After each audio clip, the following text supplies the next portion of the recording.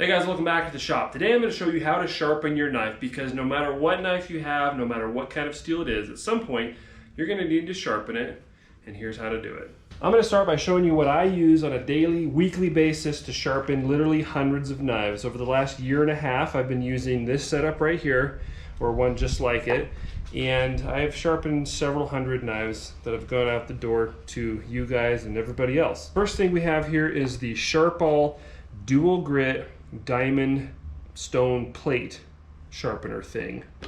Sorry, what did we call it exactly? Anyway, this is what it looks like in the brand new packaging. I bought another one. I purchased this one about a year and a half ago, and I've been using it since. One side has a 325 grit, which is pretty coarse, and the other side is 1200 grit, which is fairly fine, although not the finest you can possibly get by any means. And it comes with a very nice base. This is one of the things I like the most about this. It's got a grippy surface. You can set it on the kitchen table, on the kitchen counter, on the top of your anvil, your workbench, wherever, and it doesn't move around on you. That is a very important thing to take into consideration on any sharpening system. You can get different stones and you can use the traditional stones, whatever, but if you don't have a good base for it, or something to hold it still while you're using it, it's going to make your job much more difficult. So that's one thing I really like about this, is it comes with the base and it works pretty dang well. The plate itself is hefty. It's about what, 5/16 inch thick, something like that. It's got some weight to it. That's nice. It helps keep it stable, and I really like that as compared to some other brands with their plastic and they've got this little tiny thin plate. I don't like that. I like this, and for the value, for the price, I think it's a really good value. The next thing that I use is a strop. Now this is one that I designed. It's got a double handle on it. You can spend anywhere from 25 bucks up to 100 whatever dollars on a strop. You don't have to spend much money on them. What it is a piece of wood with a piece of leather glued onto it, and then you use some kind of compound. I'm going to show you the kind of system that I use on a regular basis. I like the hair side up, flesh side down on the leather. The hair side is the finer, smoother side, and I like to use this right here for my compound on my strops. It's mag and aluminum polish. It's not specifically designed for this, but I find that it works very well. It's a very fine polish. It's kind of a cream or a paste, and you apply it to the leather, which we'll do here in a minute, and it does a very nice job of polishing your edges to a hair-popping, razor-sharp edge. So these are the tools that I use, and I'm going to show you how to sharpen a knife using these. All right, before we jump into it, I want to describe to you what it is we're trying to accomplish, and I'm going to use this diagram I penciled out here. This is a representation of the cross section of a knife blade, all blown up for you obviously. This is a flat ground knife blade. So we've got the spine up here, and this is however thick the spine is right here, for example. And then the sides of it gradually taper down until a specific dimension down here, and that's going to vary depending on the knife, just as the thickness of the spine and everything else like that. But that is a thickness behind the edge. And whatever that thickness is there can help determine how fine an edge you can put on it. But once you have that thickness behind the edge determined, the edge or the blade begins to taper down more aggressively on both sides until you have an actual edge. So you have your primary bevel up here, or excuse me, your secondary bevel up here, and then your primary cutting edge bevel down here. It's two distinct different bevels. Now whether this is a hollow ground and things are more dished out up on this area, it doesn't matter. Once you get down to this thickness behind the edge, that is where the knife actually starts to cut. That's where the edge actually begins. And this little spot right here is what we're concerned with when we're sharpening the knife. And that's going to be true for most of the time until long-term situations where you finally have worn the knife all the way back up to like here maybe, and this is starting to become too thick behind the edge to be able to get a nice angle on it, and then you have to do some more grinding or a regrind, but that's rather uncommon for the average knife user. So what we're concerned about is this actual primary bevel right down here. And so when I'm talking about angles and how we're holding the knife on the stone and everything, think back to this right here. This is what we're concerned with. We've got this really long gradual angle on both sides of the blade, but then we have this angle right here on each side of the blade where it comes down to the actual edge. That's what we're concerned with. Okay, I brought the camera down to hopefully very close to the actual level that we're going to be working at. And I'm going to be down here too, so I can make sure that what I'm looking at is what you're looking at. Obviously, standing up and working in a more conventional fashion is going to be better. But what I'm trying to do here is show you specifically what the knife blade should look like while you're working it. So let's say your knife is dull and won't cut anything. Take your knife, look at the edge on, and see if you can see any bright spots. And if you can, those are the dull spots. And the wider the bright spot, typically the duller the knife. And so oftentimes if your knife is very dull, you're going to want to start on the coarse side of the stone. Now you have to excuse the fact that my anvil is actually sloped a little bit like this. Please just pretend that this is level and we're going to work off of it as if that's level. But what's really important is the relation of the angle between the knife blade and the actual plate or stone itself. So I'm going to start by working on the coarse or the 325 grit. And depending on your knife, the particular knife that you're sharpening, it's going to determine the angle of the knife. Now this is my EDC knife right now, and it's a general purpose knife, but I like to put a thinner angle, thinner edge on my knives than most knives. And so, for example, if this was a chef's knife or a kitchen knife, you put a nice thin slicey edge on those, you're looking at something like a 10-degree angle, which is somewhere in that neighborhood. On a heavier use knife, you're going to bring that spine of that knife up a little bit, and you're going to create a more obtuse angle right at that primary bevel that I showed you on the diagram. Okay, and so there's a range in between here. On a heavier use knife, you're looking at like 25 degrees total, and then about 10 degrees on a slicey knife. And that's going to be repeated the same on each side of the knife. Now this is the most crucial aspect of the sharpening process. You have to learn and cultivate the skill of keeping that angle the same as you sharpen the knife. That's the main thing to concentrate on in the beginning, okay? If you can't do that, what's going to happen is that you're going to be rolling that edge over or just kind of grinding it over or creating sort of a inconsistent angle, and that's not going to give you good, consistent, sharp results.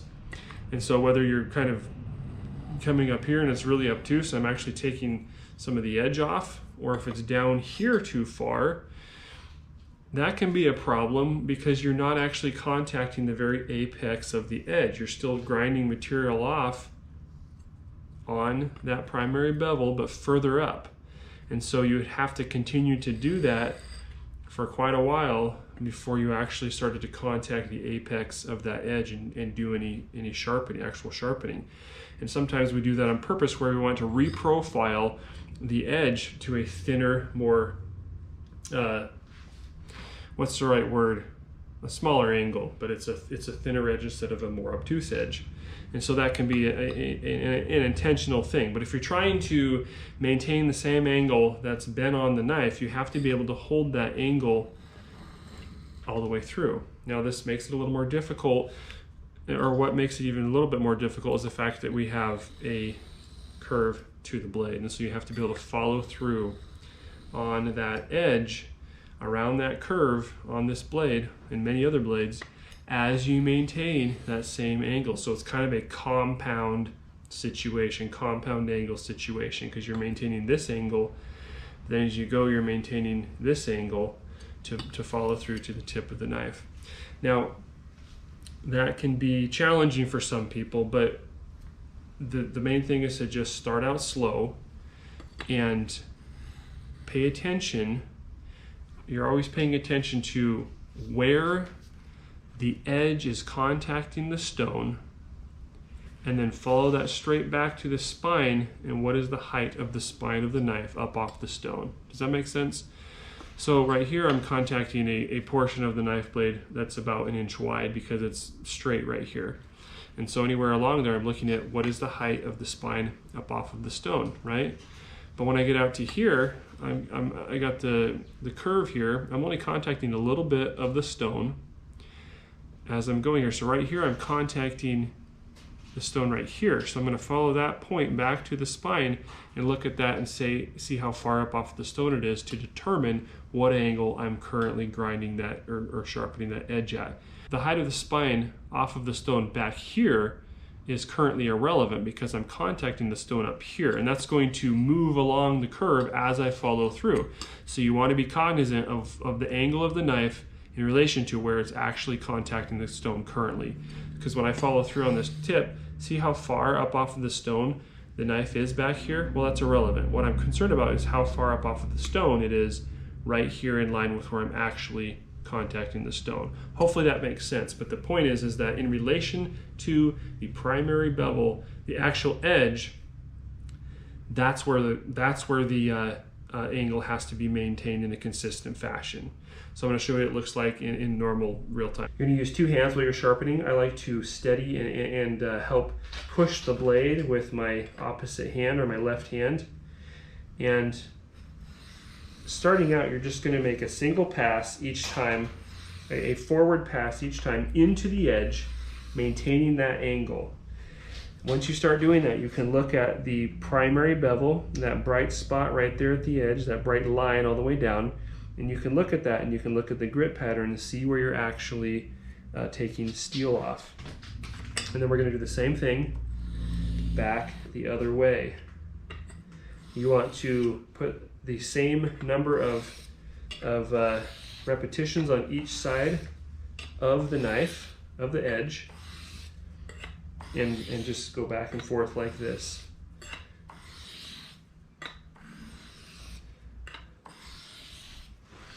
Okay, so you can do that until you're not seeing bright spots along the edge, and you are going to start feeling and seeing a little bit of a burr right here.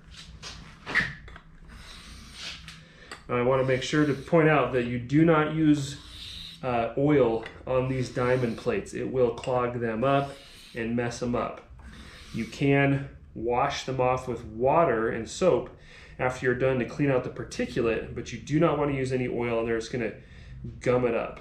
What I will do is I'll take a rag and just wipe off the particulate, and that helps keep the stone clean. Just a dry rag, wipe off the particulate, keeps the stone clean and cutting well. Okay, so at this point I have established the edge a little better than it was. And this knife wasn't dull in the beginning, but you'll see it's the same process, and you can look at that. I see no bright spots. I can start to feel and see a little bit of a burr along the very apex of the edge. Once you're satisfied with that result, and you should also be able to feel kind of a toothy, you should definitely be able to feel a toothy or somewhat sharp edge on there, but it's not sharp like we want it yet. So then I'm going to flip over to the 1200 grit or fine side of this plate, and I'm going to repeat this exact same process in the same exact fashion that I did before. Now, what I'm looking for at this point is I'm going to be able to see the difference between the grit or the scratch patterns on the primary bevel here, and I want that entire primary bevel to be polished up to the 1200 grit scratch pattern. And this isn't going to take super long necessarily. And the great thing about these diamond stones is that they work with all the steels. Some of the traditional stones struggle when sharpening some of the super steels or high alloy, high carbon steels. Diamond stone does fine with that, and it also does great with a nice, easily sharpened high carbon steel blade like this 5200 blade. And you can get it a nice keen edge. So I'm gonna do that on the fine side. You got to maintain that angle. That's the most crucial aspect to this whole thing here. So really focus on that as you're especially as you're following around that curve like we're doing here. I like to feel the edge and see kind of how it's coming along. Your fingertips are very sensitive, and you can feel where it's sharper in some places than others. Like it's sharper up here on the straight portion. It's not quite as sharp around this curve here, and I can see some burr right there too. So visually and manually inspecting it, it tells me I need to do a little bit more, pay attention to this the curve of the blade here. So that's what I'm going to do, and then I can continue to inspect it and see where we're at. Still have a bit of a burr that needs to come off. Now again, if you're not maintaining that angle, you can switch from one grit to the next, and if you're not maintaining the same angle, you're going to be grinding or abrading a different portion of the actual bevel here at the edge, and that's gonna be frustrating. I also like to use the thumbnail to see how well it catches, except for right here at the tip. I gotta get that last 1/4 inch of the blade there. It's just not quite presenting like it needs to. There we go. So I've got a nice consistent grabby edge all the way up the knife blade, and that's on our 1200 grit stone right here. Now, depending on what you're trying to do, you can use the knife blade or the edge just like this, and some guys like to do this on their kitchen knives where they leave a more toothy edge. It kind of bites into fruits and veggies and stuff like that a little better, things like that. I like to strop my knives most of the time. It provides a more polished, stronger edge. It lasts longer, and especially if you're working with wood, it cuts better. So let's go on to the stropping portion of the process. Now, most strops that you see out there are going to have the flesh side or the rough side of the leather up, and that's not bad, but having the hair side up actually provides you with a finer polish experience on the knife edge, and that's what I like to use because I like to get these things insanely sharp. Different things you could do is have a rough side leather on one side of the strop and then a fine on the other. And I actually have a couple, well, I think I have one right now, of these strops built just like that up on the website. And then I've got a couple like this with the fine side leather. Anyway, I'm taking my polished compound, whether you use a white jeweler's rouge or something like that. You can use that green compound stuff. I find that to be a bit too coarse, believe it or not, for what I want to achieve with my knife sharpening. Got the neighbor kids yelling in the background, you probably hear that. So it's a bit messy, but it dries and it gets on there, and you've got compound on there, and it's going to kind of wear in a little bit, and you'll see that here in just a second. Now, the reason I designed this with two handles is because as you use one side of the strop, you kind of get a wear pattern in there, but you have a bunch of unused compound on the other side, and so you can flip it around and have a good grip on both ends and use the entirety of the surface as much as possible. So, stropping. We've got our edge sharpened up to the fine grit, and now we want to strop it and make it super sharp and help it last longer with the polished apex. You're going to take your knife and you're going to hold it at a similar angle to what you are sharpening on the stone with or the plate with, but you're going to draw it away from the edge, okay? And again, you're going to follow through on that angle as you pull the knife away from the edge and around the curve of the blade. Got a bunch of compound coming off there, that's not a big deal. We have excess on there. You can see how it's already taking material off of the blade, and that's what that gray color is. It's tiny, tiny particulates of steel being polished off of the edge. Now, some people like to strop with point first and go like that. You know, that I find that a little more cumbersome, and I don't think it really matters. I don't usually do that, as you can probably tell right now. And I find this to be just an easier way of doing it, starting from the ricasso area and then following through like this. How many times do you need to strop this? Well, check the sharpness of the edge. Look at how polished the edge is becoming and kind of go by that. But I'm going to do probably, maybe 10 on each side. Is that what we're kind of at? I'm not really sure. Kind of go by feel a little bit.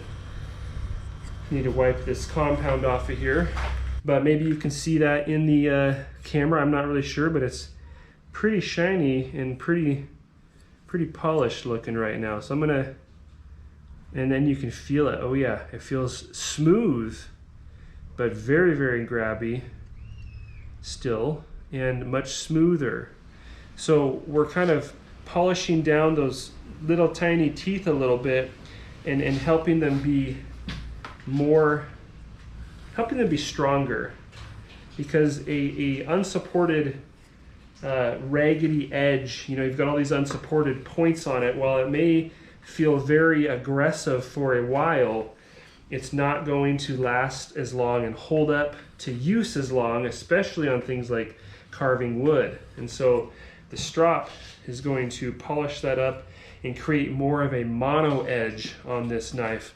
And that's going to give us a stronger, longer lasting edge, and something that will, in fact, pop hair off. And by that, I mean you touch it to the base of the hair and it just jumps away from the edge, or just kind of, yeah, there we go, right there. All right, guys, there you have it. That is how I sharpen my knives. There is some technique to be learned, but once you have that down, you'll be able to sharpen your knives with minimal equipment, without all this fancy, crazy, expensive stuff. And you'll be able to have a razor sharp knife whenever you need it, and have the joy and satisfaction of being able to do it yourself. So I hope this was helpful. Appreciate you watching.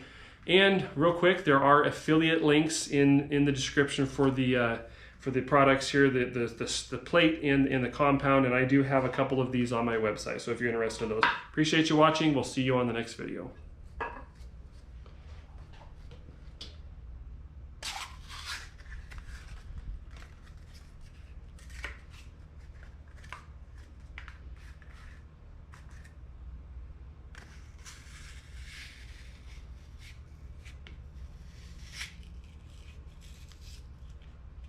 Don't want to hit the anvil.